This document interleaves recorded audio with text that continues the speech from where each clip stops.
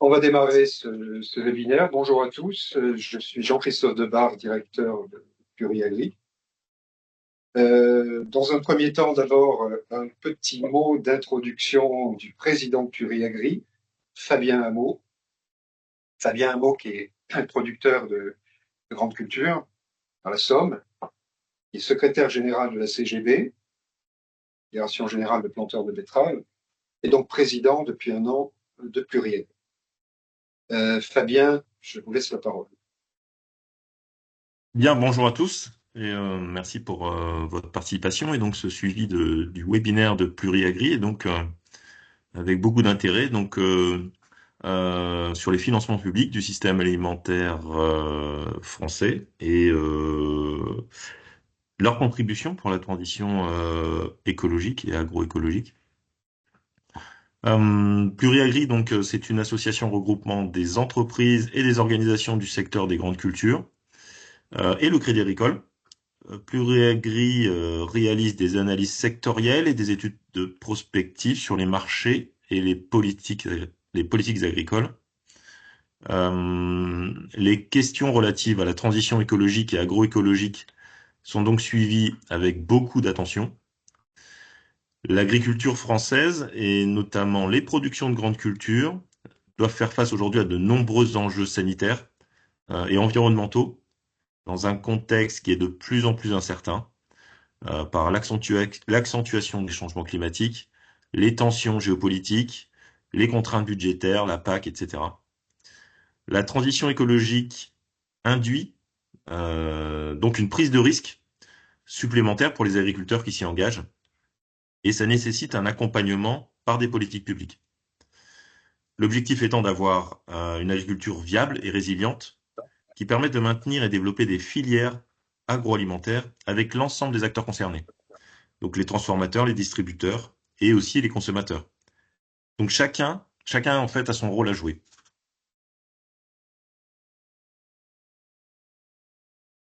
En fait, bon, c'est pourquoi donc Pluriagri, nous saluons le travail entrepris par donc l'Institut d'économie pour le climat, I4C, pour faire le point sur les financements publics au système alimentaire et leur contribution à la transition écologique. Alors, comme pour toute étude, les résultats vont être débattus et discutés, mis en débat en fait. Et l'objectif étant d'élaborer des politiques plus efficaces et pour mieux accompagner les différents acteurs de l'ensemble du système. Je vous laisse donc la parole en fait pour vos présentations. Et merci à Lucille Rogissard de Tide4C pour cette présentation. Merci Fabien.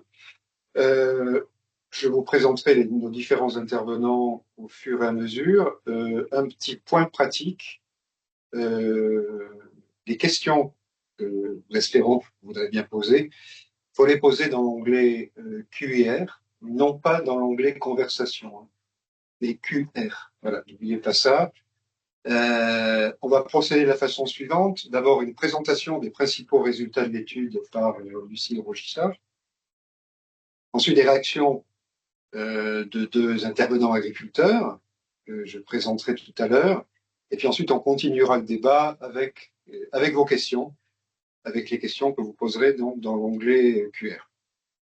Euh, D'abord, donc, revenons sur cette étude, ce travail 4CE publié il y a quelques mois. Donc, Lucille, vous en avez été, si je comprends bien, la maître d'œuvre.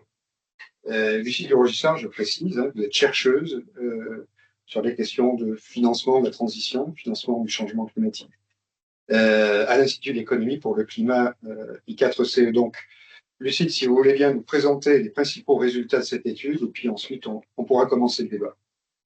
Merci beaucoup Jean-Christophe, merci déjà pour l'invitation. Bonjour à toutes et à tous. Petit moment technique, je vais commencer le partage d'écran. Et peut-être juste avant de commencer, dire un tout petit mot de donc l'Institut de l'économie pour le climat où je travaille. Peut-être que tout le monde ne connaît pas, donc on est une association à but non lucratif Notre mission, c'est d'éclairer le débat public sur les politiques à la fois d'atténuation et d'adaptation au changement climatique sur tout un ensemble de secteurs, énergie, transport, bâtiment, industrie, et puis aussi donc agriculture et forêt. Moi, c'est dans cette équipe que je travaille, agriculture et forêt, et plus spécifiquement sur les enjeux agricoles et alimentaires. Et les grandes questions sur tous ces secteurs qui nous animent, c'est combien coûte la transition et comment on la finance. Là, ce que je vais vous présenter, c'est une toute première question avant celle-ci, c'est quels sont actuellement les soutiens publics au système alimentaire et est-ce que c'est cohérent avec nos objectifs de transition. Euh, comme vous le savez, la question du financement en général est centrale pour la mise en œuvre de la transition écologique, c'est le nerf de la guerre et en particulier les financements publics ont cette capacité à orienter les acteurs économiques et donc ils sont d'autant plus importants. Concernant l'agriculture et l'alimentation, on résume souvent le sujet à la PAC. Alors évidemment, la PAC, c'est un objet extrêmement structurant, extrêmement important, mais on a tendance à vraiment résumer tous les enjeux de financement public de l'agriculture à la PAC et donc à s'en remettre à l'échelon européen et parfois à dire que bah, voilà, tout se passe à Bruxelles et bon bah nous on peut rien faire, c'est pas en France que ça se passe. Et ce qu'on va voir, un des résultats, je pense, de l'étude qu'on a faite et que je vais vous présenter, c'est malgré tout que on a des marges de manœuvre en France et dans les territoires pour financer et orienter les secteurs agricoles et alimentaires. Alors, juste pour vous décrire très rapidement ce qu'on a fait. Donc, ce qu'on a fait, c'est qu'on a, avec un bureau d'études qui s'appelle le BASIC, en collaboration avec eux, on a fait un recensement de tous les soutiens publics au secteur agricole et alimentaire.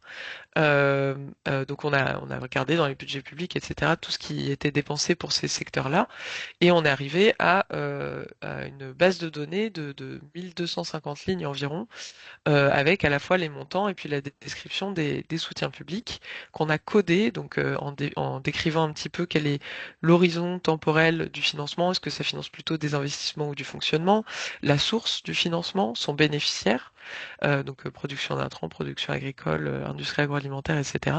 Et puis aussi la thématique principale du financement, de manière à ce que ce soit une base de données beaucoup plus manipulable que regarder à chaque fois dans le détail les 1250 lignes. Et donc, ce à quoi on est arrivé, c'est en 2024 un montant total de soutien au secteur agricole et alimentaire de environ près de 54 milliards d'euros en prévisionnel en 2024. Donc j'insiste sur le prévisionnel parce que notre étude, elle a été publiée en septembre 2024. Comme vous le savez, depuis septembre 2024, il s'est passé beaucoup de choses enfin, dans le cadre des budgets publics, avec notamment beaucoup de coupes. Donc j'ai là pour cette présentation aujourd'hui, j'ai mis à jour quelques chiffres, mais pas la totalité. On va rééditer l'étude en 2026, mais pas en 2025. Donc voilà. Là, je suis allée chercher quand même dans quelques documents des éléments de mise à jour, mais voilà, il y a des messages qu'on a élaborés en 2024 sur la base de notre analyse qui sont plus forcément exactement d'actualité ou qu'il faudrait nuancer. Mais donc juste pour vous présenter quand même ce à quoi on est arrivé en étudiant donc les montants prévisionnels 2024, c'est donc comme vous voyez, on a à la fois les crédits européens, donc l'Union européenne avec la politique agricole commune évidemment, mais aussi les autres fonds européens, FEDER, Horizon 2020, etc. Enfin Horizon Europe. Les budgets nationaux, donc on a à la fois le budget national, donc vraiment des dépenses effectives, mais on a aussi inclus ce qu'on appelle donc, enfin, les exonérations fiscales et sociales.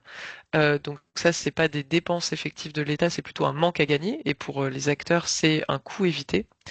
Et puis l'échelon local avec les collectivités territoriales, donc régions, départements, communes, intercommunalités, et puis les agences de l'eau. Et du côté des bénéficiaires, donc on a essayé d'être le plus large possible. Alors évidemment, le périmètre du système alimentaire, voilà, on pourrait le définir autrement, mais nous, ce qu'on a mis dedans, c'est la production d'intrants, donc d'engrais, de produits phytosanitaires, vétérinaires, etc. La production agricole, On a mis aussi la pêche et l'aquaculture, la transformation alimentaire, la distribution, grande distribution, la restauration, et puis aussi les soutiens directs à la consommation alimentaire. Et il y a un maillon transverse qui est principalement des frais de fonctionnement du MASA, notamment, enfin du ministère de l'Agriculture, et puis aussi quelques soutiens qu'on n'a pas pu ventiler parmi ces différents maillons du système alimentaire. Petit point aussi de précision, vous avez peut-être entendu parler d'une publication du Secours catholique qui, eux, parlaient plutôt de donc 48 milliards d'euros de soutien public au système alimentaire. C'est vraiment la même base de données qui a comment dire, nourri ces deux études. Juste, eux, ils parlent de l'année 2021 et en plus de ça aussi, ils incluent les coûts sociétaux, donc c'est-à-dire les coûts cachés un petit peu liés au système alimentaire, en traitement de l'eau, santé, etc. Nous, on est vraiment que sur les dépenses publiques de soutien aux acteurs du système alimentaire. Et le chiffre qu'on a le plus communiqué, nous, dans notre étude, c'est les près de 54 milliards d'euros de prévisionnel 2024. Sur 2018 et 2021, c'est des dépenses effectives. Donc, comme vous le voyez, les dépenses, les soutiens publics au système alimentaire ont augmenté depuis 2018. Alors, donc ça, c'est des milliards d'euros, pardon, courants. Donc on n'a pas retiré l'inflation parce que justement l'inflation alimentaire et l'inflation générale sont assez différentes sur cette période. Et comme vous le voyez, donc les dépenses publiques de soutien au système alimentaire ont augmenté en 2018 de environ 30%, c'est-à-dire presque l'inflation alimentaire et plus que l'inflation générale.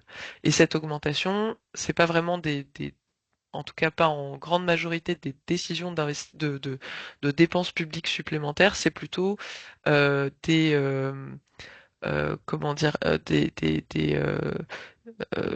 des évolutions un petit peu mécaniques liées à l'inflation, notamment sur les exonérations de cotisations sociales, on le verra après. Et donc, on n'a pas fait que recenser les soutiens publics. Ce qu'on a essayé de faire à l'Institut de l'économie pour le climat, c'est catégoriser ces dépenses par rapport aux objectifs de transition écologique. Donc là, c'est ce qu'on a fait nous à I4C. Donc là, c'est plus ce qu'on a fait avec le basique, c'était que sur la collecte des données. Et à I4C, donc ce qu'on a fait, c'est que on a regardé on s'est basé sur les stratégies nationales. Donc la stratégie nationale bas carbone 2, parce qu'à l'époque on n'avait pas encore le projet de stratégie nationale bas carbone 3 qui est sorti en novembre, si mes souvenirs sont bons. Et puis des documents du secrétariat général à la planification écologique, le SGPE, qui nous donnent des indications sur ce qu'est, d'après l'État, d'après le décideur public, la transition écologique du secteur agricole et du système alimentaire. Donc on en a tiré 11 objectifs consensuels de transition, comme par exemple l'augmentation de la végétalisation de la production et de la consommation alimentaire, l'amélioration des pratiques de fertilisation, l'augmentation des surfaces d'infrastructures agroécologiques, etc., etc. Et ça nous a permis donc de catégoriser les financements par rapport à ces objectifs-là, c'est-à-dire que quand le financement est cohérent avec ces objectifs, ben, on le considère comme favorable. S'il est opposé à cet objectif, on le considère défavorable. S'il est vraiment pas du tout lié, enfin il n'a pas de conséquences sur ces leviers-là, on le considère comme neutre. Et puis, on a fait une catégorie incertain orientable pour tous les financements qu'on pouvait de manière équivoque ni considérer comme opposés ou favorables à la transition, mais qui sont liés, c'est-à-dire qu'on ne peut pas non plus qualifier de neutre. C'est un grand paquet de choses voilà, qu'on pourrait potentiellement orienter, mais qui pour l'instant ne sont pas orientées en faveur ou en défaveur de la transition. Et comme vous le voyez, un favorable minimum et maximum, ça c'est plutôt lié à des incertitudes, enfin à une information incomplète et donc on a fait une fourchette en fait de favorables selon des hypothèses parce qu'on n'avait pas toutes les informations pour être absolument certain de la part de soutien public favorable. Et donc on a utilisé ces catégorisations, ce codage analytique pour attribuer à chaque fois des financements publics à une catégorie environnementale. Donc les résultats, c'est que toujours sur le prévisionnel 2024, on a estimé que moins de 10%, donc 3 à 5 milliards d'euros de financement public, étaient favorables à la transition écologique. Donc ça, c'était le prévisionnel. Ces soutiens favorables, donc le vert, ils viennent principalement de l'État, du budget de l'État, et donc à la fois des dépenses budgétaires et des exonérations fiscales, et puis aussi de la PAC et des collectivités. Le bénéficiaire principal, on y reviendra, c'est le secteur agricole, parmi tous les secteurs dont on a parlé.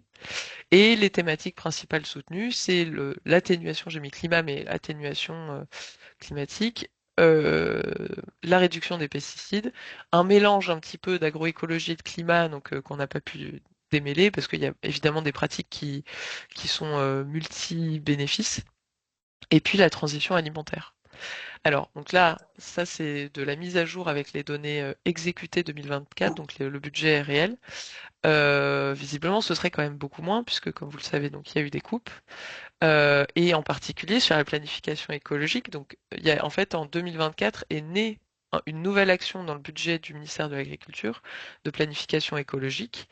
Et en 2024 aussi, finalement, beaucoup moins de crédits ont été alloués. Donc, ce qui était prévu en 2024, c'était 725 millions d'euros pour l'agriculture. Et ce qui a vraiment été dépensé, c'est en fait 185 millions d'euros, c'est-à-dire une diminution de 75% par rapport au réalisé, versus sur le budget total à phare, c'est en gros le budget de l'État. Par rapport à une baisse de 10% des crédits du ministère de l'Agriculture en général. Donc c'est une baisse vraiment très importante et bien plus importante que le budget général de l'agriculture. Euh, alors, par rapport à d'autres secteurs comme l'industrie, les transports, le bâtiment, etc., on n'a pas pour l'agriculture et l'alimentation d'estimation des besoins de financement et des besoins de financement public pour mettre en œuvre la transition. Mais vraisemblablement, par rapport, si on regarde pas mal d'indicateurs sur différents objectifs de transition, ces soutiens publics-là, donc cette part et ce montant de soutien favorable à la transition écologique, ils sont pas suffisants pour atteindre les objectifs. Et ça, c'est d'autant plus le cas quand ensuite on va regarder la nouvelle stratégie bas carbone, qui donne des objectifs extrêmement ambitieux à horizon 2030 et qui en face, en fait, met pas les moyens. Petit focus quand même sur la répartition de ces soutiens par rapport, enfin par maillon un peu du système alimentaire. Euh, donc comme vous le voyez, en fait, c'est vraiment le maillon de la production agricole qui est celui pour lequel il y a la plus grande part de soutien favorable. Et en fait, quand on regarde les maillons aval, il y a très peu, voire pas du tout, de soutien public qui sont favorables à favorables à la transition écologique dans ces maillons. Donc ça va être principalement des financements incertains, orientables, mais en fait, et c'est ça aussi un enjeu qu'on a essayé de montrer aussi, c'est que c'est assez compliqué pour le secteur agricole de faire sa transition si derrière il n'y a pas aussi une forme de cohérence dans les soutiens publics sur le reste de la chaîne alimentaire. Et juste pour information, donc vous voyez sur le transverse aussi, il y a des financements favorables. Donc principalement sur le transverse, ça va être des dépenses de fonctionnement des institutions publiques, donc MASA, France Agrimaire, etc. Donc c'est normal entre guillemets qu'il y ait aussi des soutiens favorables, mais c'est pas des soutiens aux acteurs économiques. C'est plutôt, je sais pas, la prévention des crises, ça va être les soutiens à l'agence bio, etc., etc. Alors là encore, donc là c'était les chiffres qu'on avait en septembre 2024. Là, il va falloir nuancer fortement. Donc ce qu'on avait vu, c'était qu'en tout cas avec le prévisionnel 2024, les soutiens favorables à la transition écologique ont fortement augmenté, donc en multiplication par 2 voire par 3 depuis 2018. Selon les hypothèses qu'on fait sur voilà, les soutiens publics réellement favorables ou non. Alors ça, faudrait le recalculer en tenant compte des coûts budgétaires, mais très probablement la hausse est très probablement bien inférieure, en tout cas entre 2021 et 2024. Il va falloir nuancer ça. Donc là encore, cette hausse, elle est principalement, son moteur principal, c'est les soutiens de l'État. Donc les budgets et notamment cette nouvelle mesure, enfin cette nouvelle action planification écologique qui est apparue dans le budget de l'État en 2024. Et c'est très peu de la réorientation de financement existant. Donc c'est beaucoup de l'ajout de financement supplémentaire, mais très peu de la réorientation de financement existant. Et comme vous le savez, comme je l'ai déjà dit, la dynamique des financements supplémentaires, elle est plus que menacée dans un contexte de contraintes très fortes sur les budgets publics, avec des coupes déjà dans le budget 2024, dans le budget 2025 et probablement encore dans le budget 2026. Donc, nous, ce qu'on porte, c'est aussi que peut-être une des manières de faire la transition écologique et de la financer, c'est peut-être d'explorer des moyens de réorienter ou conditionner des financements existants, compte tenu du fait que ajouter des financements favorables supplémentaires va commencer à devenir très très compliqué.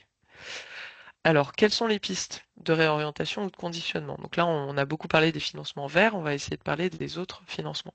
Sauf les neutres, évidemment, qui ne sont pas vraiment liés à la transition. Bon, déjà, on a estimé qu'il y avait environ 7%, donc à peu près 4 milliards d'euros, de financement défavorable à la transition écologique qu'il faudrait pouvoir réorienter.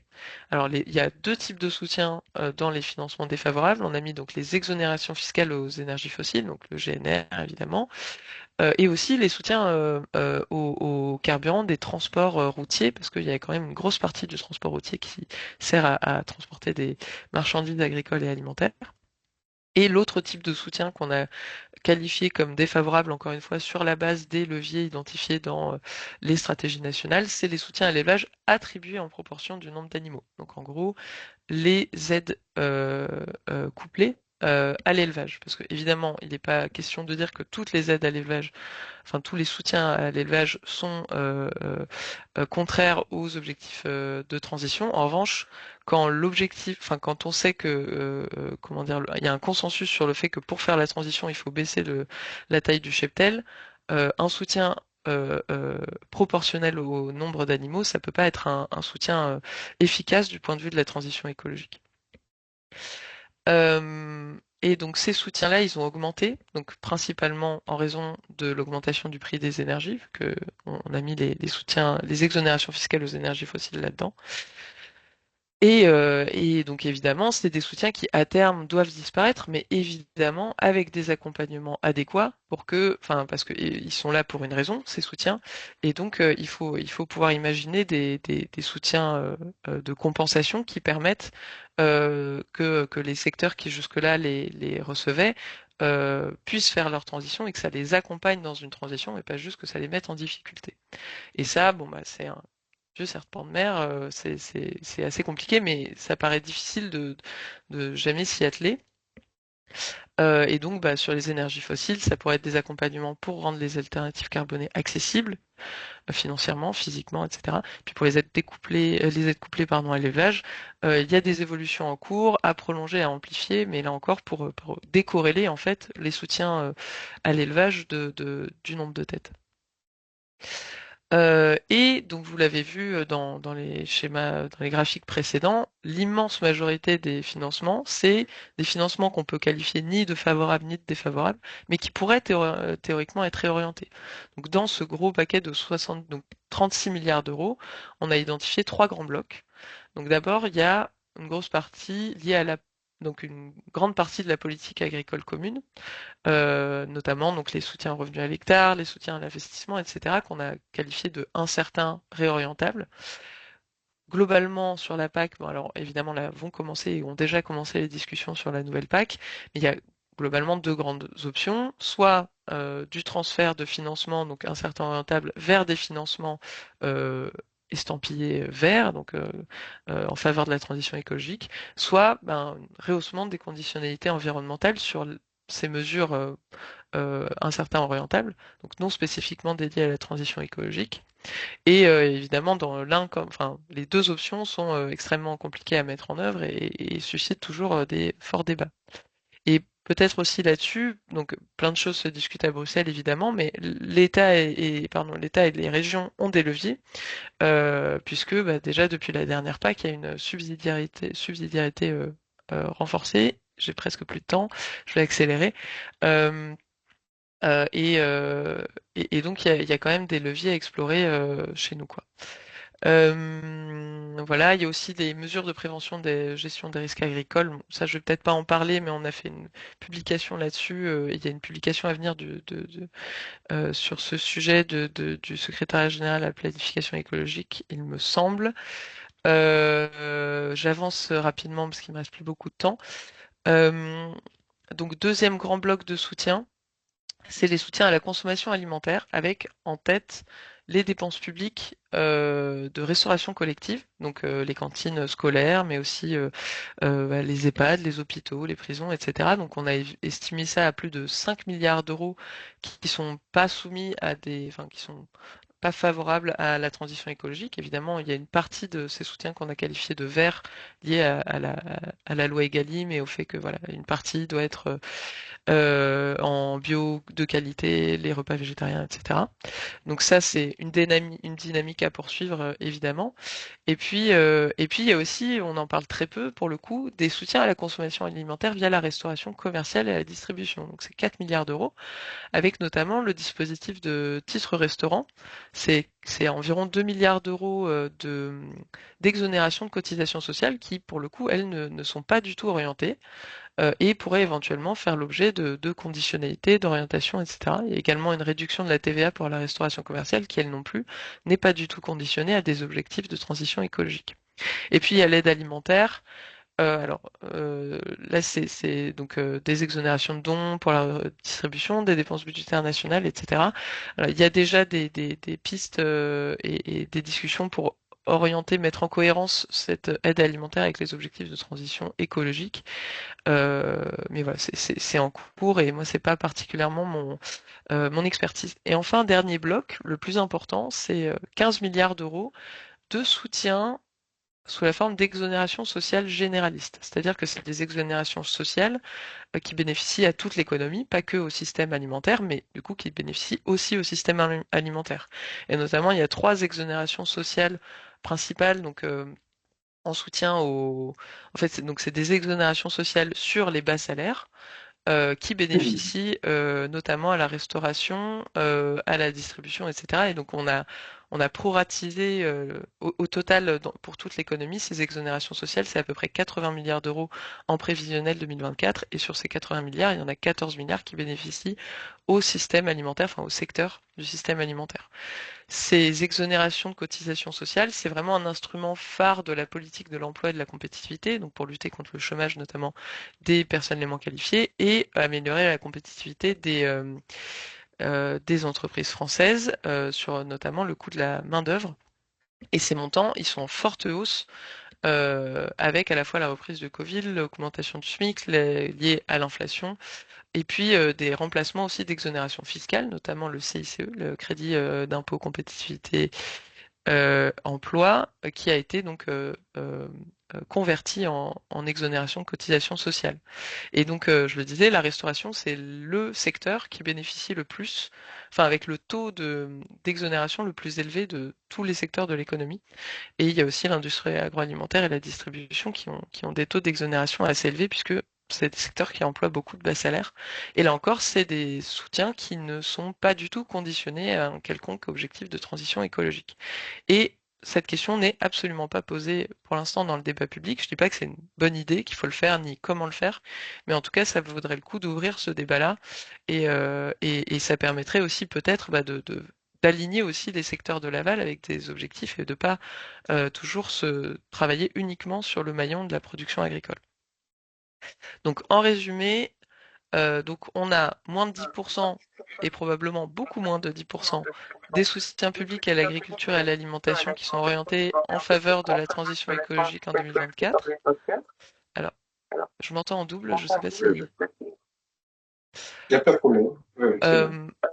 Si ouais, donc cette part a fortement augmenté, donc finalement peut-être pas si fortement que ça, il va falloir mettre ça à jour.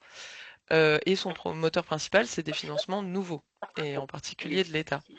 Et donc, on l'a dit, ces financements nouveaux, ils sont menacés parce que contraintes sur les budgets publics. Et donc, il y a un enjeu à questionner, à identifier des endroits où on pourrait peut-être réorienter des financements existants qui, pour l'instant, ne sont pas conditionnés, orientés en faveur de la transition écologique. Qu'on a balayé un petit peu différentes pistes. aucune n'est facile, aucune voilà, ne peut se faire du jour au lendemain. Ça demande évidemment des accompagnements, beaucoup de réflexions, etc. Mais en tout cas, ça paraît difficile de se dire qu'on pourra faire la transition écologique sans poser ces questions-là et sans, à terme, mettre en cohérence ces financements avec les besoins de la transition. Et encore une fois, tout ça ne se passe pas que à Bruxelles et l'État et les collectivités ont des marges de manœuvre. J'ai terminé avec un petit peu de retard. Je vous remercie pour votre attention.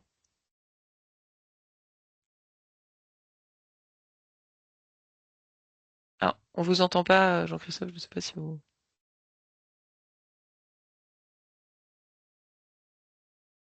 C'est bon. Vous Oui, m'entendez? C'est c'est d'accord. bon. Oui, je disais merci beaucoup, Lucille, pour cette présentation qui, je crois, offre un panorama à la fois vaste et assez détaillé, permet de situer un petit peu les enjeux, à la fois globaux et sectoriels. Euh, Sectoriels, on va voir précisément quelles sont les réactions des intervenants, mais il y a beaucoup de chiffres. Et parmi ces chiffres, et peut-être, voilà, euh, comme c'est un webinaire pluriagri, particulièrement inspiré peut-être par une question relative qui concerne davantage la production agricole, vous avez montré, Lucie, il y a à peu près 30% des financements publics globaux qui vont au secteur de la production, à peu près 30%, mais sur ces 30%, il n'y a qu'une part mineure, à peu près 15%, 15% de ces 70% qui vont, enfin, qui sont considérés, d'après vos critères, comme favorables à la transition. Donc déjà, ça, voilà, ça permet un petit peu au secteur de la production agricole de situer les enjeux, sachant que, comme vous le montrez, comme vous le dites en fait, ces enjeux consistent essentiellement, compte tenu des contraintes budgétaires, à se poser la question de est-ce qu'on peut réorienter déjà l'existant. Je pense que là, le secteur agricole est particulièrement concerné par cette manière de voir, parce qu'on sait bien que le secteur agricole est confronté à de multiples enjeux. Fabien Mault, le président de Pluriagri, le rappelait en introduction, bien sûr, toujours des questions de revenus agricoles, mais des contraintes, tensions géopolitiques, compétitivité, changement climatique, etc., de plus en plus fortes. Donc, il y a un ensemble d'enjeux. La transition agroécologique est manifestement un très gros enjeu, mais ce n'est pas le seul. Comment on arrive à concilier dans les politiques publiques l'accompagnement pour répondre à ces différents enjeux? Je crois que c'est une des questions qui est soulevée à travers votre présentation. Alors, je vais passer la parole déjà à Benjamin Lamère. Benjamin Lamère, vous êtes agriculteur, producteur de grandes cultures dans le Haut-Rhin, donc en Alsace. Vous êtes président de la FOP, Fédération des producteurs d'oléoprotéagineux, président de l'interprofession également du secteur, Terre Univia. Voilà, Benjamin, déjà une première réaction à ce qui a été présenté, des questions, éventuellement à poser à Lucille. Oui, merci beaucoup, Jean-Christophe. Bonjour à toutes et tous. Donc, ravi de pouvoir échanger avec vous dans le cadre de ce séminaire et sur ce sujet en particulier. Donc, merci, Lucille, pour cette présentation qui est très éclairante et qui permet effectivement d'objectiver les choses. Et c'est toujours important d'objectiver les choses. Je rebondis sur ce que tu disais, Jean-Christophe. Les soutiens aux investissements concernant, les soutiens, pardon, publics concernant les politiques de transition écologique. C'est important, on voit qu'ils sont en hausse. Il y a des intentions, en tout cas, de la part des gouvernements et de la part de Bruxelles, d'augmenter ces soutiens pour accélérer la transition. C'est une bonne chose. On constate tout de suite, comme vous l'avez souligné aussi, que c'est pas forcément au rendez-vous, puisqu'il y a des coupes budgétaires qui ont un peu stoppé la dynamique. Et sur 2025 et 2026, les perspectives s'assombrissent un petit peu. Donc déjà, les agriculteurs sont partie prenante du changement de la transition, mais ça nécessite des accompagnements et donc des budgets qui soient à la hauteur des ambitions qui sont fixées par les ambitions politiques. Donc là, il y a quand même quelque chose à faire de ce côté-là. Tu le disais aussi, Jean-Christophe, c'est pas la seule politique qui oriente les actions, la production, la transformation et la consommation. Il y a des politiques sociales, il y a les politiques d'aménagement du territoire, il y a des politiques économiques. Voilà, et tout doit pouvoir s'articuler. Alors, si on regarde plus précisément la question sur la transition agroécologique et le changement climatique, il y a des progrès à faire déjà dans l'utilisation des fonds qui sont d'ores et déjà alloués. Vous l'avez mentionné tout à l'heure, Lucille, hein, les soutiens aux investissements matériels, notamment pour les agriculteurs, hein, dans la programmation 2024, on avait 20 millions d'euros pour soutenir les agroéquipements. C'est quelque chose d'important pour que les agriculteurs puissent accéder à des matériels qui permettent de diversifier leurs assolements, de changer leurs pratiques. Enfin voilà, c'est des coûts de matériel importants.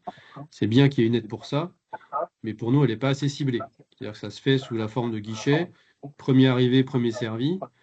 Les guichets pour 20 millions d'euros, je vous donne un ordre de grandeur, hein, sont ouverts pendant 2 heures et ils sont consommés.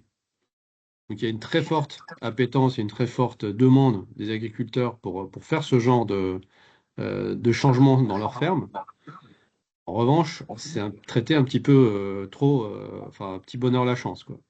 Et nous, on a une approche, si on va sur les questions de transition agroécologique, on a des approches très fortes hein, dans la filière oléoprotéagineuse, parce qu'on peut participer à la diversification de la diète alimentaire avec les légumineuses pour l'alimentation humaine, parce que on fait de la diversification dans les champs avec l'introduction de légumineuses et un rallongement de cycle de rotation. Donc ça a des impacts à la fois sur le climat et sur les différents paramètres agroécologiques, hein. Je pense notamment aux fréquences de traitement phytosanitaire. Hein. On a tout un tas de choses à proposer, mais on travaille nous en filière, c'est-à-dire de la semence jusqu'au consommateur.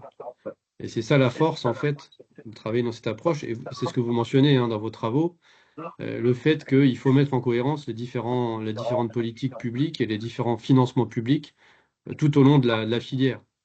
Donc, c'est l'approche que nous, on défend et qu'on promeut. Et donc là-dessus, il y a effectivement une meilleure utilisation, une meilleure organisation, un meilleur impact des financements à faire, avec une meilleure concertation entre les différents maillons de la filière. On ne va pas créer des aides à la transformation de soja si on n'est pas sûr derrière d'avoir un bassin de production de soja qui permette d'approvisionner l'usine. Ça nécessite d'avoir des producteurs qui s'équipent en matériel spécifique, d'avoir des semences adaptées au climat local, d'avoir de la logistique adaptée à des tailles de récolte qui sont plus petites que les tailles de récolte de céréales. Donc, et derrière des outils de transformation spécifiques avec un bassin de consommation qui permet d'écouler les débouchés. Donc c'est vraiment par ces leviers-là qu'on arrive à faire la transformation dans la réalité, dans l'économie et de manière concrète.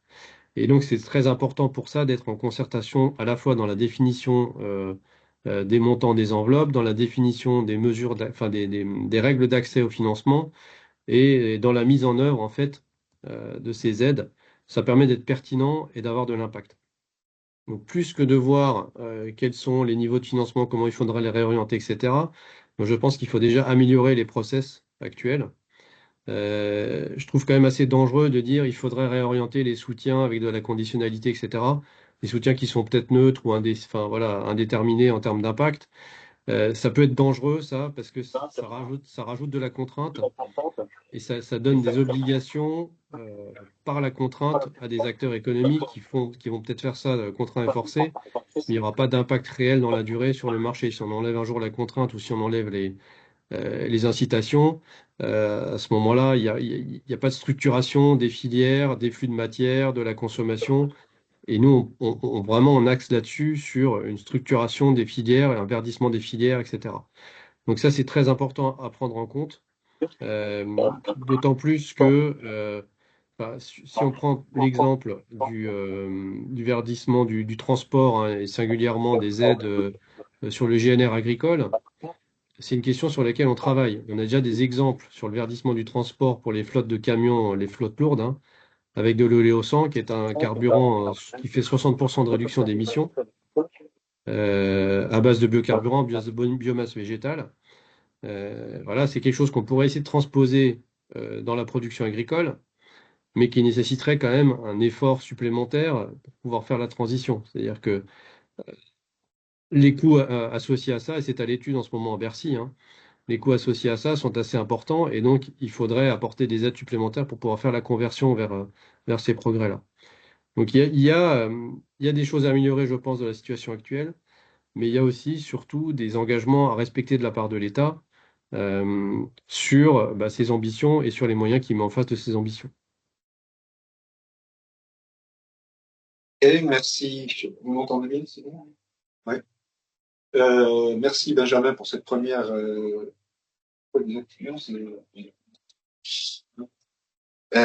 Oui, je disais merci Benjamin pour cette première réaction. On va continuer tout de suite avec Bernard Adair. Première réaction, hein. Ensuite, bien sûr, on continuera le débat. Bernard, vous êtes à la fois producteur de grande culture, éleveur de limousines en Haute-Garonne, à Toulouse. Alors, je crois que vous m'avez dit éleveur limousine bio, c'est ça, de viande bio. Et puis, en matière de grande culture, c'est l'agriculture de conservation des sols. Je crois que c'est ça que vous pratiquez. Vous pouvez nous en dire quelques mots si vous le souhaitez. Et à côté, outre votre fonction première d'agriculteur, vous êtes également président du Conseil national de la résilience alimentaire, CNRA. Je crois qu'il faut probablement dire un petit peu qu'est-ce que c'est le CNRA. Mais déjà, cet acronyme, le nom même de CNRA, montre à quel point vous vous intéressez aux problématiques non seulement agricoles, mais alimentaires, ce qui est bien l'ensemble de la chaîne. Bien, je crois, votre préoccupation. Puis vous avez été vice-président du COPAC, COGECA, coopérative agricole. Coopérative qui, rappelons-le, une bonne partie d'entre elles interviennent pas uniquement sur la production agricole, mais également dans les stades d'aval, transformation plus ou moins poussée. Voilà, donc déjà, Bernard, une première réaction à ce qu'a présenté Lucie. Alors merci déjà pour l'invitation et merci Lucille pour cette présentation extrêmement intéressante parce qu'elle recadre vraiment plein de sujets. Vous l'avez dit, je suis président du Conseil national pour la résilience alimentaire. Je suis quelqu'un qui suis passé de l'agriculture à l'alimentation. Et ça me permet de voir les choses un peu différemment parce que je suis passé dans le côté alimentaire venant du côté agricole. Le côté agricole, j'ai envie de dire, c'est un peu l'ancien monde, non pas les agriculteurs, nous ne sommes pas l'ancien monde, mais le côté agricole, c'est cette version poussée où on va produire des choses et puis on va les offrir au marché avec un marché qui va devoir les absorber. Aujourd'hui, on a des consommateurs beaucoup plus présents, on a des consommateurs beaucoup plus actifs, beaucoup plus interactifs avec leur alimentation. Ils nous disent donc un peu à nous, les agriculteurs, ce qu'ils aimeraient bien manger. C'est pour ça que je vois ce monde qui est en train de bouger, qui va d'un monde typé PAC, politique agricole commune, vers un monde typé plutôt PAC, politique alimentaire commune. Et avec un grand débat qui pourrait se dessiner, que la profession pourrait porter, la profession agricole pourrait porter, vers un grand débat qui pourrait être de définir quelle alimentation nous voudrions pour l'avenir, pour les 10 ou 15 ou 20 prochaines années, afin que les filières agricoles puissent se mettre en mouvement pour produire tout ça. Et toute cette petite introduction pour vous dire que les aides publiques sont ensuite un outil, un moyen qui va venir aider, épauler toute cette mise en œuvre que les agriculteurs peuvent faire, que les distributeurs peuvent faire et que les industries agroalimentaires peuvent accompagner. Voilà pour cette petite introduction. Sur le côté retour rapide de vos travaux, Lucille, je vais purger très rapidement le côté filière que Benjamin a largement développé et pour lequel je suis absolument et 1000 fois d'accord. Et je mets mon petit billet sur le fait que la prochaine PAC sera probablement une PAC qui va aider les filières, et en tout cas je le souhaite très fort, qui va permettre l'aide aux filières, parce que la filière, c'est avant tout l'endroit de cohérence d'une production. La filière, ça permet de planifier, la filière, ça permet d'exiger à ses producteurs de produire d'une certaine façon, ça permet également de rendre compte à nos acheteurs, que vont être les distributeurs ou autres, d'avoir mis en place des bonnes pratiques. Parce que pour l'instant, on a tous envie de bonnes pratiques. On a tous le souhait de bonnes pratiques, mais personne n'a défini encore ce que sont les bonnes pratiques. On ne s'est pas tout à fait accordé sur ce que sont les bonnes pratiques. Ces bonnes pratiques, en fait, bon, moi j'ai choisi de faire de l'agriculture de conservation des sols. Il semblerait que ce soit un peu la bonne pratique qui soit tendance pour notre avenir agricole. Mais faut-il le mesurer, tout ce truc-là? Faut-il aussi en être certain scientifiquement? Voilà. Et on est qu'au tout début de l'évaluation de tout ça. Sur les pistes de refinancement que vous annoncez, on est toujours en train de marcher sur deux pattes en agriculture. Celui de la compétitivité, parce qu'il faut que nos entreprises fonctionnent, hein, tout simplement, et celui de réaliser cette transition qui, elle, face à l'inconnu et au risque qu'est une transition, va consommer de l'argent. La consommation de cet argent va être faite tout simplement par le risque que nous encourons à faire des pratiques nouvelles ou à mettre en œuvre des pratiques nouvelles. Alors, bien sûr, il y a des agriculteurs plus éclairés que d'autres là-dedans, ou plus accompagnés tout simplement que d'autres là-dedans, et qui, eux, vont consommer moins d'argent dans ces risques-là. Puis, il va y avoir d'autres agriculteurs qui, eux, ne savent pas trop, tout simplement. Ce n'est pas inné hein, de changer 50 ou 60 ans de pratique agricole. Bon, mon père, si vous lui demandez de ne plus labourer ou de faire une agriculture comme je fais aujourd'hui, il va vous expliquer que vous êtes des fous et que ça ne marche pas. Donc, ça ne marche pas, on ne peut pas l'exiger comme ça. Ça ne marchera jamais. Il faut absolument le border par de la formation. Il faut le border par de l'accompagnement. Il faut le border par des moyens pour le border. Un peu trop dit border dans mes phrases, mais il faut le border aussi par ça. Parce qu'il peut, on peut, voilà, sur une année de transition, on peut vraiment avoir de grosses déconvenues. Et je voudrais également dire que ça s'adapte. L'agriculture n'est pas quelque chose d'uniforme et les agriculteurs ne sont pas un peuple uniforme. Vous allez avoir des exploitations agricoles. Si, je vais le faire plus simplement. Quand vous avez 60 ans, que vos enfants ne sont plus à charge et que tous vos emprunts sont payés, c'est plus facile de prendre des risques pour s'amuser à des pratiques plus exotiques. Quand vous avez 30 ans, que vous commencez dans le métier, que vous avez vos emprunts à payer, que vous avez de lourdes charges, le gras pour faire tout ça, il est plus faible. Donc, on a, au cours de la vie des exploitations agricoles, on a des moments d'opportunité pour passer à d'autres pratiques, mais qui sont différents les uns les autres. Et ça, je remets un petit coup aux filières et je repasse un peu la balle aux coopératives agricoles. C'est peut-être aussi à ces organisations de filières et de coopératives agricoles d'être le réceptacle d'argent public pour le redistribuer de façon plus responsable, solidaire intergénérationnellement également, pour pouvoir faire que ces deux pattes, celle de la patte économique pour que les exploitations fonctionnent et la patte de transition puissent fonctionner et marcher ensemble. Petit détail que je rajouterai, Lucille, ça ne se passe pas tout à Bruxelles, mais si, ça se passe tout à Bruxelles parce que à partir du moment où on traite de domaine agricole, le domaine agricole est un domaine pour lequel il faut demander l'aval de Bruxelles, même si on veut faire une politique nationale. Merci Bernard pour cette première réaction. Peut-être avant de passer la parole à Lucille pour réponse, j'imagine, commentaires ou réponses, peut-être une question à la fois à poser à Benjamin et à Bernard. Lucille, ce que vous montrez également, donc, c'est que comme dans les autres secteurs, la part des financements publics pour le secteur agricole qui sont considérés comme favorables, quinzaine de pourcents à peu près, c'est réduit, mais c'est réduit aussi dans d'autres secteurs.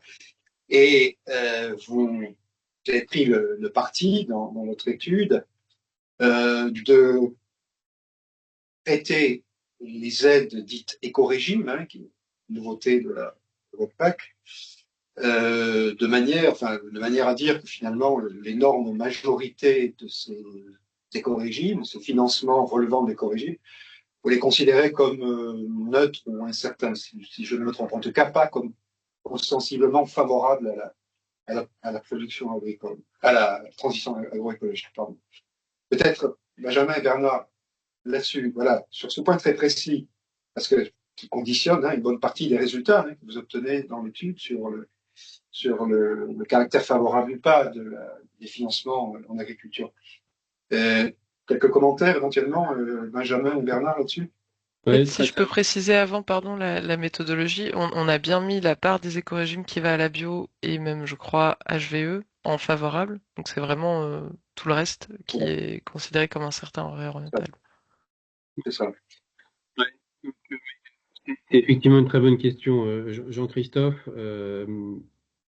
Il faut pas minimiser, il faut bien mesurer quand même l'impact qu'ont eu les éco-régimes et que continuent d'avoir les éco-régimes avec la définition de la nouvelle PAC il y a 2 ans. On a quand même changé de paradigme. On était quand même en 92 sur une politique de soutien des prix, voilà, avant 92, une politique de soutien des prix qui s'est transformée en une politique d'ouverture à la mondialisation, avec une entrée très économique. Au fil des réformes de la PAC, pris une dimension un peu plus environnementale. Et avec les éco-régimes, le signal envoyé est quand même très très fort pour dire aux agriculteurs, euh, la grande priorité de la PAC aujourd'hui, c'est pas le soutien du marché, c'est pas le soutien des agriculteurs, c'est pas le soutien de la production, c'est la transformation environnementale.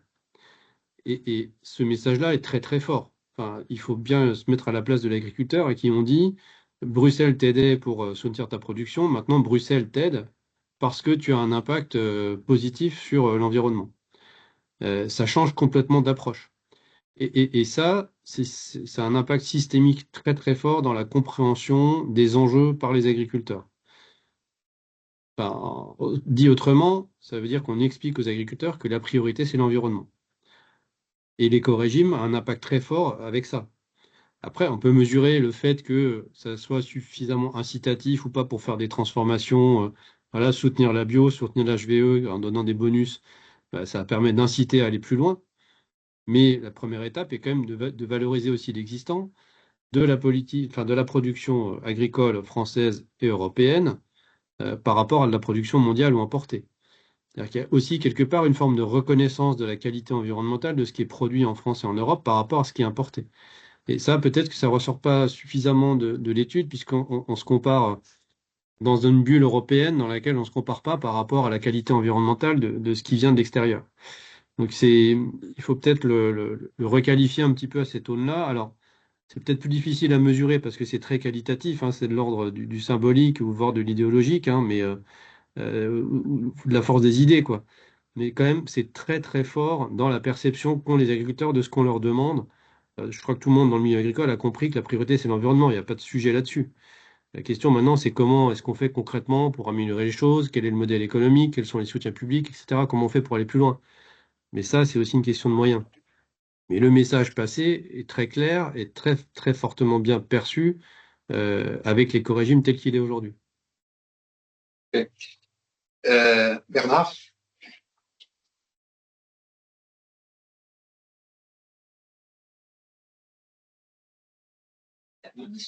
Bernard, votre micro. Tant pour moi. Effectivement, les éco-régimes, c'est un premier pas. On est passé d'une PAC où il n'y avait pas vraiment d'aide pour accompagner ces évolutions à l'existence des éco-régimes qui ciblent et flèchent des aides pour des pratiques différentes. Quand je dis c'est un premier pas, je vais vous donner 2 chiffres. Les éco-régimes, c'est à peu près 80 € de l'hectare.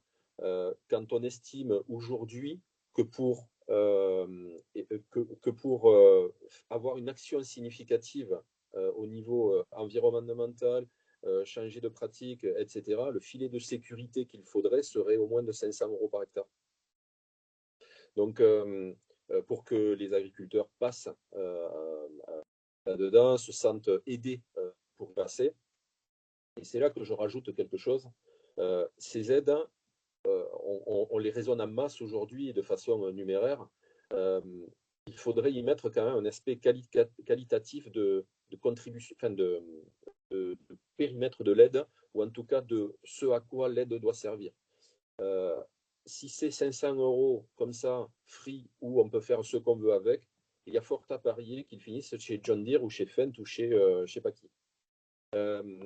500 € pour ensuite se faire accompagner par une coopérative ou des techniciens ou je sais pas, ou des instances qui savent vous faire passer avec moins de risques, c'est différent.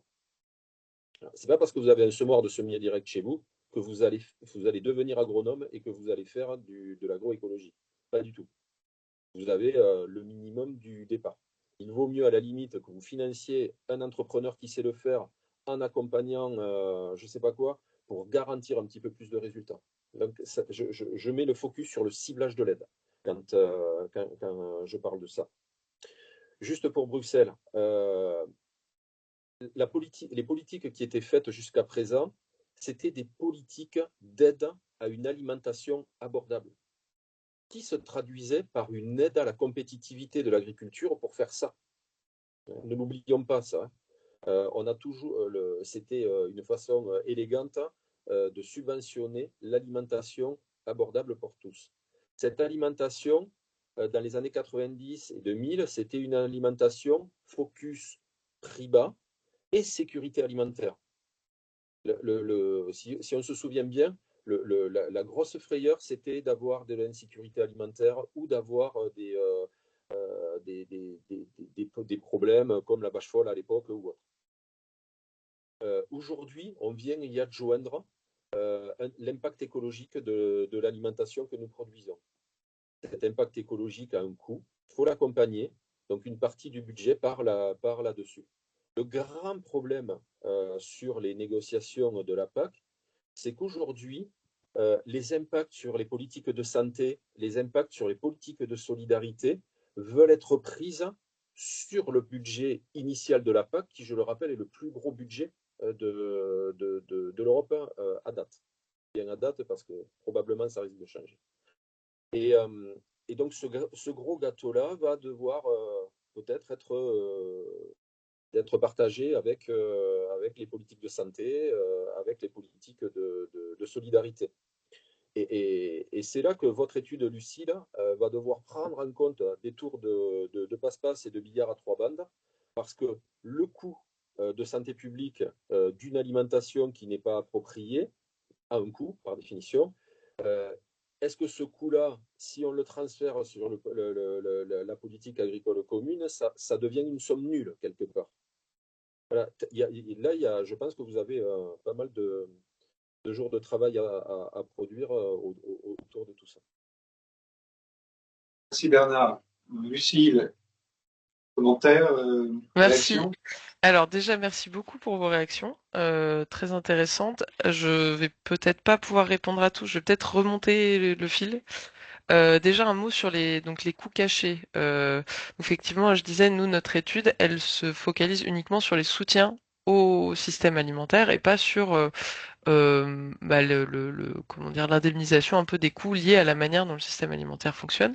Pour le coup, le BASIC a travaillé là-dessus et il y a aussi la FAO qui a publié sur ce sujet, avec des méthodologies différentes et des objets différents. Donc le BASIC, il a évalué en 2021 à 19 milliards d'euros les dépenses publiques liées aux conséquences aux impacts du système alimentaire actuel, à la fois liés à la santé, à la dépollution des eaux, etc. Donc ça, c'est vraiment des coûts de dépenses publiques. Et par ailleurs, il y a aussi la FAO qui évalue les coûts cachés, donc en évaluant aussi le coût entre guillemets de la mort, de la maladie, qui est bon, voilà, c'est toujours des méthodologies assez complexes, etc. Mais pour la France, c'était évalué à, si je dis pas de bêtises, 126 milliards d'euros juste pour les coûts liés à l'alimentation en France. donc de maladies, de décès prématurés, etc., etc. Donc effectivement, c'est énorme et on peut tout à fait se questionner sur est-ce que vraiment on a une alimentation à prix bas si en fait on a tous ces coûts sociétaux à côté. La difficulté, alors c'est aussi dans la temporalité du retour sur investissement entre guillemets, parce que pour comment dire, c'est pas si tout de suite maintenant on fait la révolution agricole et on a une alimentation absolument agroécologique qu'on va avoir tout de suite les bénéfices en termes de santé et de dépollution des eaux, etc., etc.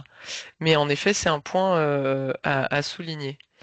Peut-être un point, et merci beaucoup de l'avoir mentionné parce que c'est l'étude sur laquelle on travaille en ce moment sur les investissements matériels, les agroéquipements et tous ces soutiens-là. Donc on a commencé là depuis le début de l'année.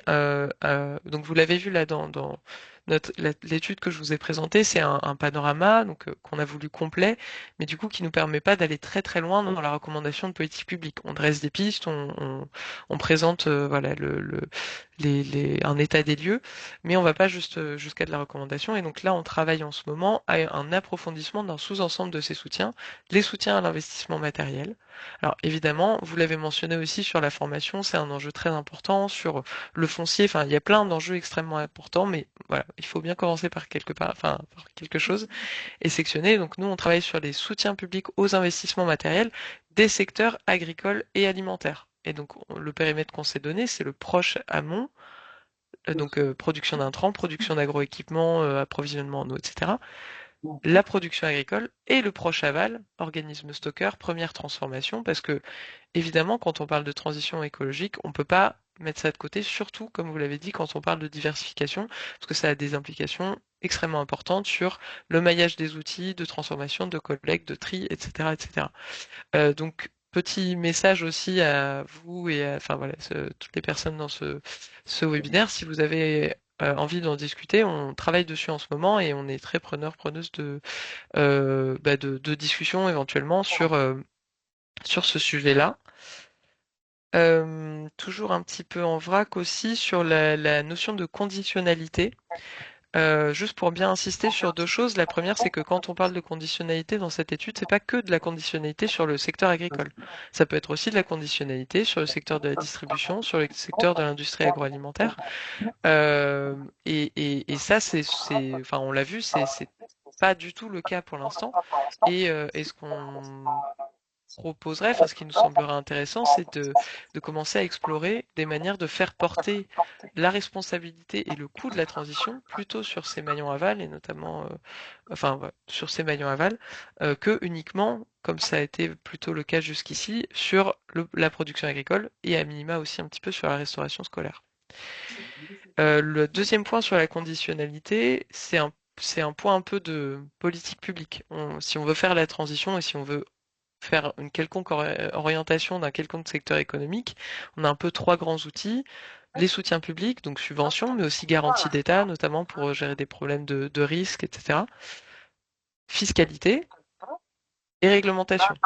Et à un moment, si on veut agir sur le secteur, enfin sur un quelconque secteur, on peut pas dire on veut ni l'un ni l'autre, enfin on veut aucun des trois. Il va falloir faire quelque chose. Le mieux, c'est évidemment pour avoir un accompagnement le plus complet et le plus efficace, avoir un policy mix varié, donc avoir un petit peu de tout pour permettre à la fois de réglementer, de contraindre, mais aussi d'accompagner, notamment avec des moyens. Qu'est-ce que je peux dire de plus sur Bruxelles, peut-être? Là, c'est aussi un point qu'on voit dans... je suis désolée, je m'entends en double, c'est très perturbant. Je ne sais pas si vous aussi, mais... Oui, moi aussi, on entend un double. Il y a un écho. Peut-être Jean-Christophe, votre micro. Fermez votre mic. Ouais. Là, ça oui. En tout cas, là, je parle et je m'entends pas en double, donc j'imagine que ça va mieux. Donc, c'était un point sur Bruxelles. Alors, évidemment, il y a plein de, comment dire, de contraintes, enfin de contraintes. En tout cas, de processus où pour proposer une aide à la fois à l'échelle de l'État, mais aussi à l'échelle des régions, etc. Il faut notifier, demander un accord, etc. Ce qu'on commence à voir là sur le sujet des soutiens aux investissements matériels, c'est que quand même il y a une certaine marge de manœuvre, voire une entière marge de manœuvre, et que évidemment il y a des processus, mais en tout cas, la nature des aides et le ciblage dont vous avez parlé est pas extrêmement contraint. Alors, on n'a pas fini notre étude, mais pour l'instant, c'est plutôt ce qu'on voit, notamment sur les soutiens aux investissements matériels. Et en particulier sur ce sujet-là, les régions ont quand même des marges de manœuvre importantes, et ça pourrait être intéressant de voir comment les régions utilisent ces soutiens-là, et est-ce qu'il y aurait une possibilité de les rendre plus efficaces, comme vous l'aviez dit aussi, donc faire plus efficace. Parce que là, dans ce que je vous ai montré, ce qu'on a appelé des financements verts ou favorables, c'est ce qui est théoriquement favorable. Mais comme voilà, je vous l'ai dit, on a 1250 lignes, beaucoup de dispositifs à regarder. On n'est pas allé regarder pour chaque ligne si effectivement, in fine, le soutien public était réellement favorable à la transition écologique. Et donc, il y aurait un enjeu aussi à vérifier que tout ce qui est théoriquement vert l'est en réalité. Et ça, c'est ce qu'on va essayer de faire aussi sur ce travail sur les soutiens aux investissements matériels. Voilà, je sais pas si j'ai répondu à tout, s'il y a peut-être des sujets qu'il faudrait creuser ensemble, des réactions à nouveau. On va continuer. Oui, on va continuer le débat à partir des questions qui sont posées par les différents participants. Une des questions étant peut-être tout à fait dans le prolongement de ce que venait de dire Lucille, pour il y a beaucoup de chiffres, hein, donc on voit bien qu'il y a des débats autour de ces chiffres. C'est important de bien être certain de la méthode que vous avez utilisée. Et à cet égard, je crois qu'on a des questions, Bénédicte, sur qu'est-ce que vous comptez exactement comme un certain neutre ou favorable. Vous l'avez déjà mentionné clairement sur le défavorable en citant les aides couplées à l'élevage, puis les fiscalisations carburant. Mais peut-être pour rentrer un petit peu plus dans le détail, Bénédicte, si tu veux dire, la question. Oui, il y a un premier type effectivement de questions clarification sur le statut des différentes aides. Ainsi, donc, quelles sont les aides de la PAC que vous considérez comme favorables, étude. Et puis, si on pouvait un peu lister ce qui est dans le gros bloc de l'incertain réorientable, et par exemple un mot sur les ICHN. Et il y a une autre question de Francky du Château qui demande est-ce que les aides au développement des bioénergies ont été intégrées dans l'étude, à travers des subventions, des aides fiscales, ou sinon, est-ce qu'elles sont identifiées? Est-ce qu'elles ont été intégrées dans l'étude? Ouais. Alors, sur les aides de la PAC, donc on l'a dit, comme défavorable, on a mis juste les aides couplées à l'élevage. Et comme favorable, on a mis donc la part des écorégimes qui va à la bio et au HVE, et les aides couplées aux légumineuses. Je réfléchis s'il y avait d'autres choses, je crois que c'est ça. Et je crois qu'on a mis aussi la part des aides aux jeunes agriculteurs bonifiés en bio, quand on a réussi à l'évaluer. Mais c'est ça. Et donc tout le reste est considéré comme un certain réorientable, et notamment les ICHN. Donc là encore, c'est lié. Enfin, on pourrait en parler, je pense, et on trouvera jamais de consensus et de manière idéale de faire ce coloriage entre guillemets, cette classification des dépenses publiques. Nous, on a essayé vraiment de se reporter le plus possible aux stratégies, aux orientations que donnent les pouvoirs publics pour l'instant sur ce qu'est la transition agroécologique. Et donc, quand c'était clairement favorable ou défavorable, on l'a marqué comme tel, et quand on ne pouvait pas clairement le définir comme tel, on l'a marqué comme un certain réorientable. Et en particulier sur les ICHN, comment dire, à la fois le but affiché et les critères d'attribution n'entrait pas clairement en cohérence avec les objectifs définis pour la transition écologique. Alors sur, je sais plus s'il y avait d'autres questions. Donc j'ai répondu là sur les aides aux bioénergies. Donc en effet, on a intégré notamment on les a intégrés autant que possible, et notamment les aides aux tarifs du biogaz.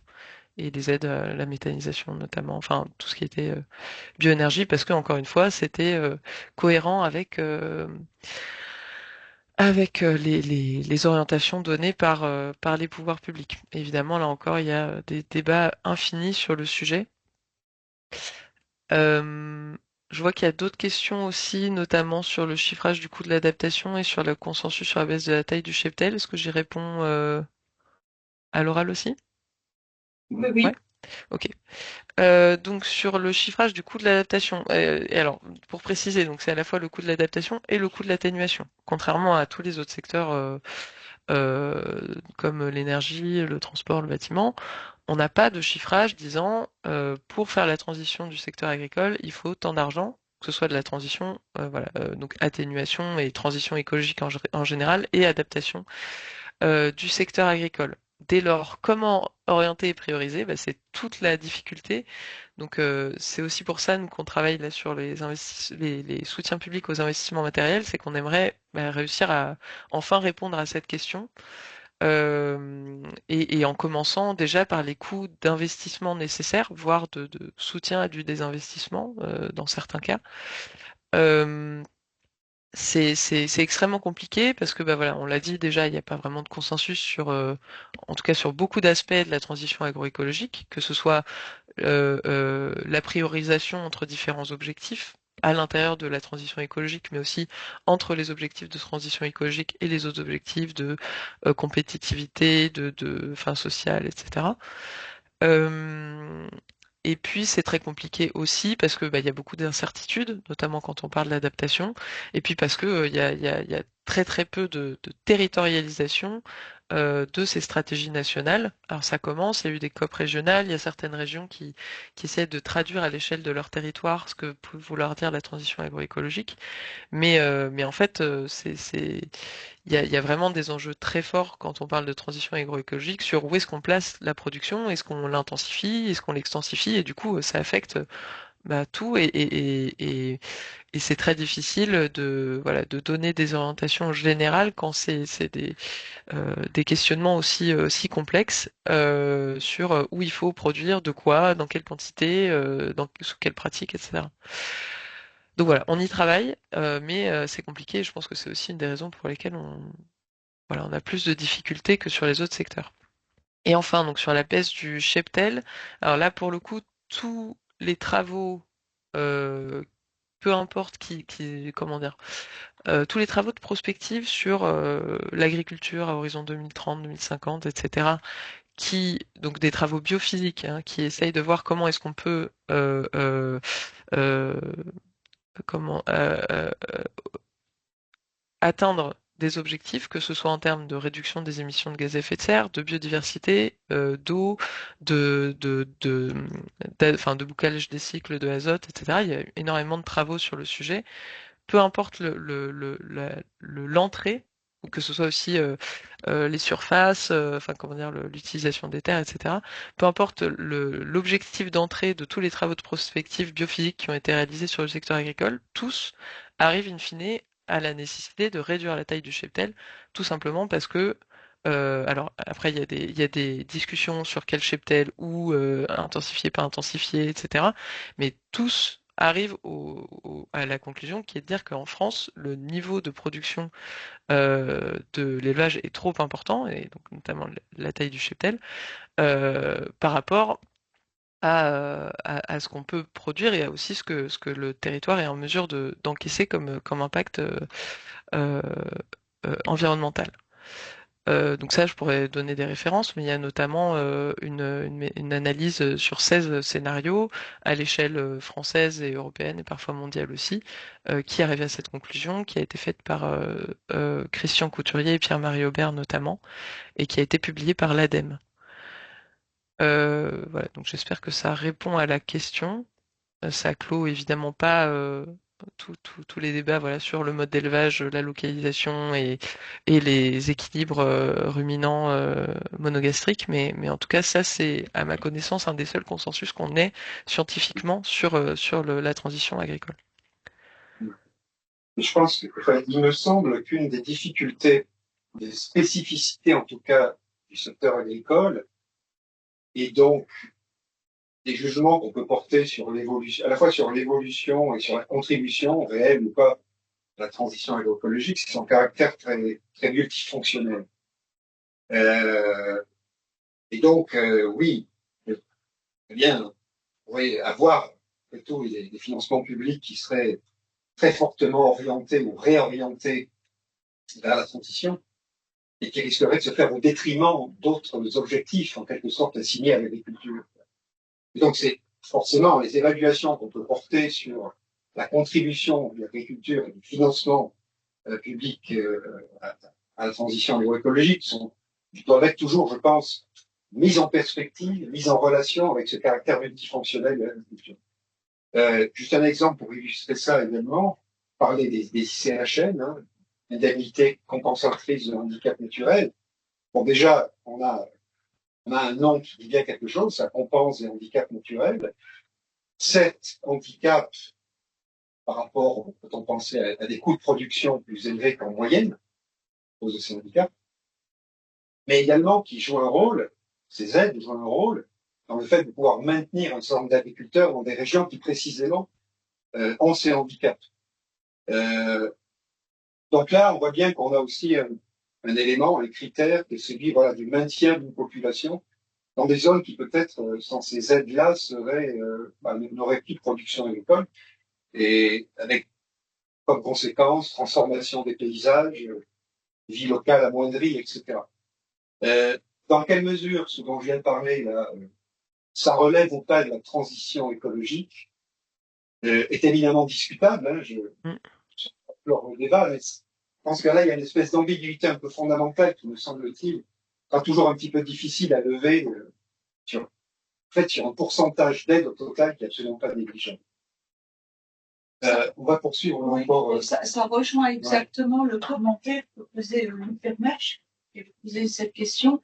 C'était des territoires abandonnent la production faute de revenus, 1,5 million d'hectares avec zéro production entre 2015 et 2024. C'est quoi le bénéfice écologique pour la chaîne alimentaire de l'arrêt de la production? Ça fait tout à fait autre chose. Exactement. Si on prend des cas un peu caricaturaux, mais qui en réalité sont constatés déjà dans un certain nombre de régions, même s'ils restent pour l'instant en tout cas relativement marginaux. Imaginons effectivement une région où l'agriculture disparaît, où la forêt gagne, ou pas la forêt d'ailleurs, peut-être même un territoire plus ou moins artificialisé. Il y aurait peut-être un gain écologique, peut-être, mais en tout cas il y aurait une perte manifestement peut-être de vie locale ou de paysage. Donc au total, qu'est-ce qu'on gagne? Qu'est-ce qu'on perd et qu'est-ce qu'on gagne?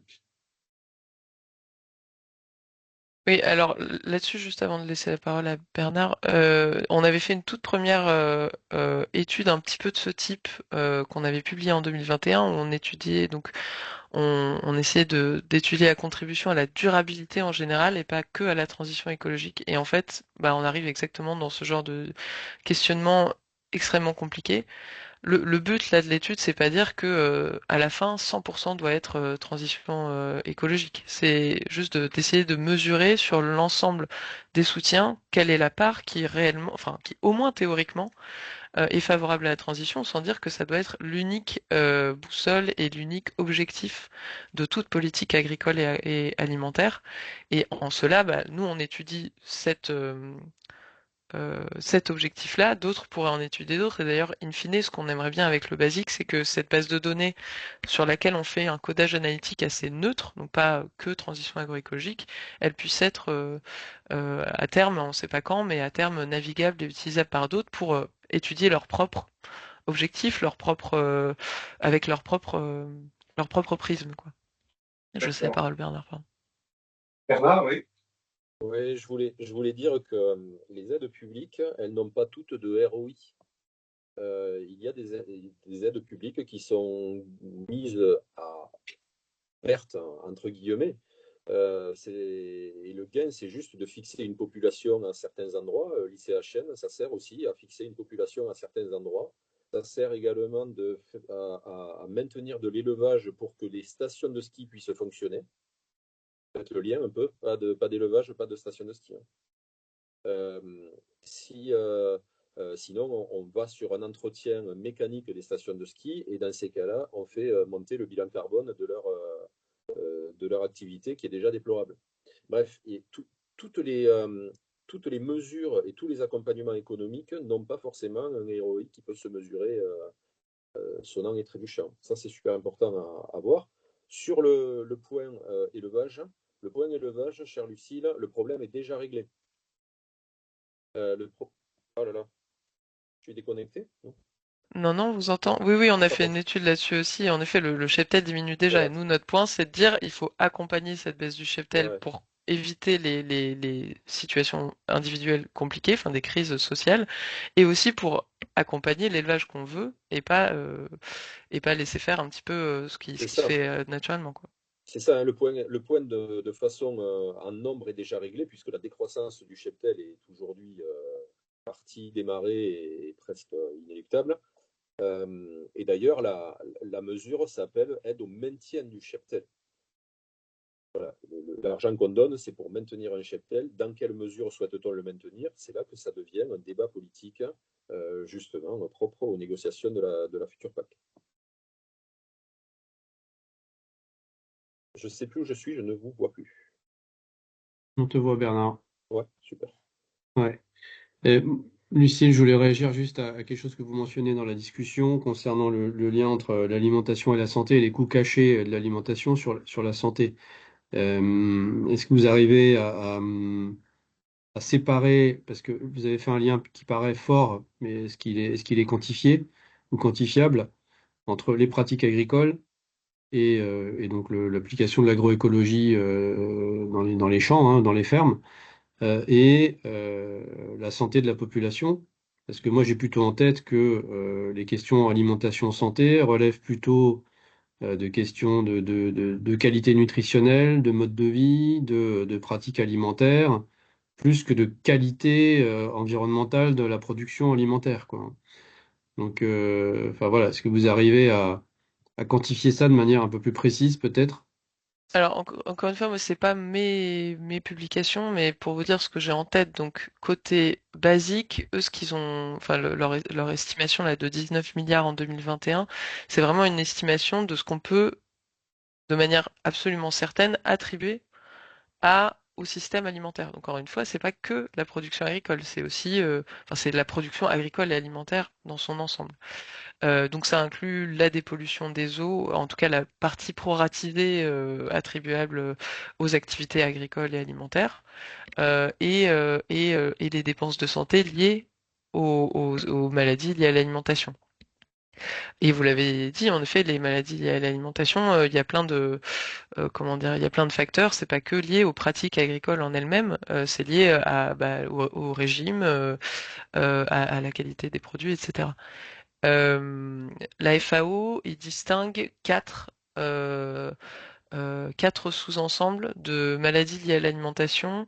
La grande majorité, c'est un manque de produits végétaux non transformés. Je crois que c'est la moitié des coûts liés à des coûts de santé liés à l'alimentation, c'est ça. Il y a un 20%, c'est une surconsommation de produits animaux non transformés. Et après, je crois que, alors il y a un quatrième, je me souviens plus, mais il y en a un, c'est les produits dits ultra transformés.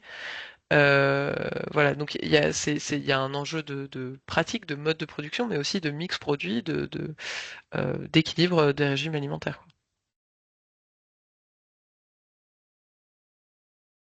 quoi. Questions, commentaires sur ces sujets, toujours.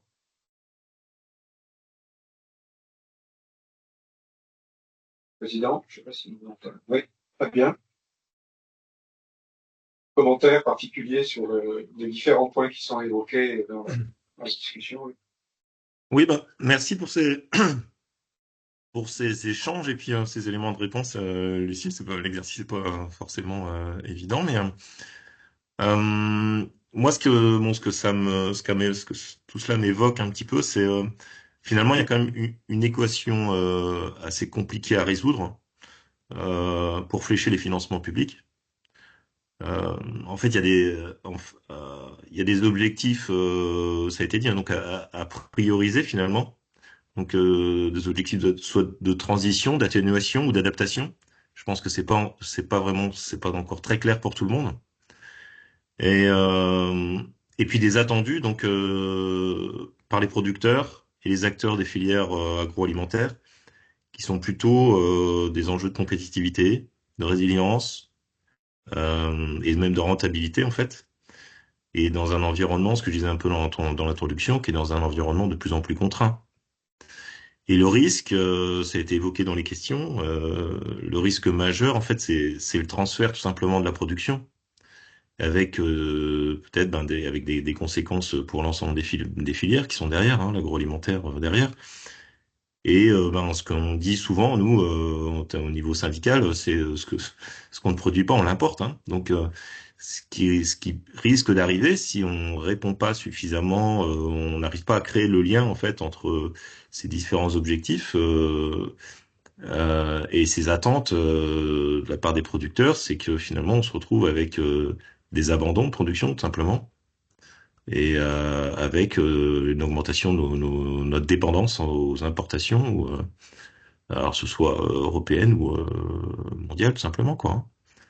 C'est un petit peu l'équation alors qui va susciter beaucoup de financement. Alors, certes, on l'a dit, il y a quand même des enjeux importants au-delà des volontés politiques. Il faut du budget aussi derrière, quoi. Mais il faut que ce soit fléché correctement. Voilà, moi, c'est un petit peu ce qui ressort un petit peu des échanges et des éléments de réponse que Lucille vous avez pu apporter, quoi. Au-delà de vos travaux, et voilà, c'est sûr que c'est assez compliqué quand même d'appréhender, hein, bien aussi, hein, tous les éléments et tout ce qui se pratique déjà. Mais voilà, en tout cas, moi, ce que je retiens.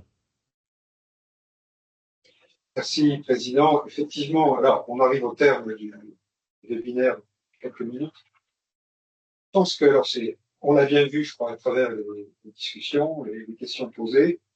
On a là un sujet qui est très, très complexe. Vous avez choisi, c'est le but même de votre étude, hein, de regarder les choses par le prisme de contribution à la transition. Et on est dans le secteur de la production agricole, peut-être un peu plus que dans les autres maillons du système alimentaire. Une des questions qui est posée, c'est les fonctionnalités de ce secteur, et puis des impératifs, en quelque sorte, qui lui sont assignés. Je pense à la souveraineté alimentaire, hein, et comment on concilie, pour ne parler que de ce critère, mais il y en a d'autres, souveraineté alimentaire et transition agroécologique, ça peut être compatible sur certains points, pas forcément compatible sur d'autres, et donc, mais en même temps, avec l'étude, je crois, Lucie, vous fournissez déjà des premières bases pour objectiver, comme disait Benjamin tout à l'heure, qui est la première chose, si on veut avoir un débat sérieux, savoir de quoi on parle, simplement. Et je crois que véritablement, votre étude contribue à poser ces bases. On sera très, très heureux, très intéressé, en tout cas, par continuer à collaborer pour contribuer tout simplement à la réflexion sur ce grand sujet. Je pense aussi à un point qui est apparu à travers les discussions, ces questions de essayer peut-être, dans l'analyse qui peut être faite du financement, de relever, de quantifier, de caractériser ce qui relève de l'adaptation et de l'atténuation. Alors, ce sont deux mots souvent employés directement pour les émissions de gaz à effet de serre, et font peut-être avec une acception un petit peu plus large, parce que au fond, l'adaptation, les agriculteurs doivent la faire non seulement aux aléas climatiques et non seulement aux aléas au changement climatique, mais également de manière permanente au marché, aux aléas des marchés qui sont encore plus forts avec notamment les tensions géopolitiques. Donc, je pense que ça pourrait aider peut-être à clarifier un petit peu à la fois, comment dire, ce que les agriculteurs subissent et auxquels ils doivent s'adapter, qui méritent peut-être une accompagnement par les politiques publiques, et puis ce qui relève une contribution positive à, par exemple, la réduction des émissions de gaz à effet de serre. On a des problématiques qui sont assez différentes, et peut-être avoir simplement un chiffre un peu global fait perdre un petit peu de cette distinction à faire. enfin, il y aurait bien d'autres idées à débattre, à soulever. Voilà. On a voulu poser cette brique à travers ce webinaire pluriagri. Vous avez bien compris, Lucie, ce sont des choses qui intéressent au plus haut point le monde agricole, les producteurs de grandes cultures en particulier à travers pluriagri. Donc voilà, merci encore à vous et à tous les intervenants pour ce webinaire et puis on espère bien continuer à collaborer. Merci beaucoup. Merci, à bientôt. À bientôt. Merci à tous. Merci, bonne journée à toutes et tous. Merci, au revoir. Merci.